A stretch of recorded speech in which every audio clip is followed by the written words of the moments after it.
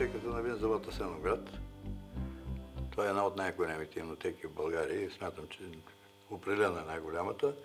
Има над 80 000 бутилки.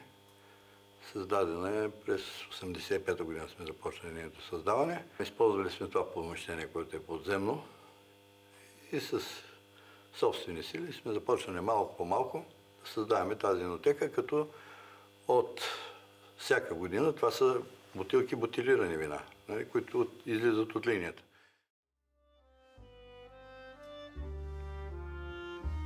В момента се намираме в известната къща на Лидовите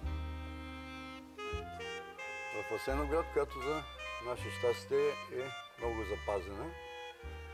Това е една от десетките изби, избата на Яков Рупеца, създадени в края на 19 и началото на 20 век. Такива изби в Асеновград е имало десетки. И защо ние залагаме на Мавруда и защо това е нашата визитна картичка? Защото в света почти всички страни произвеждат каберне, произвеждат мерло, произвеждат шардоне, савиньон блан и така нататък. Но такива регионални вина, каквото е Мавруда, което се произвежда само в България, значи само ние може да го представим.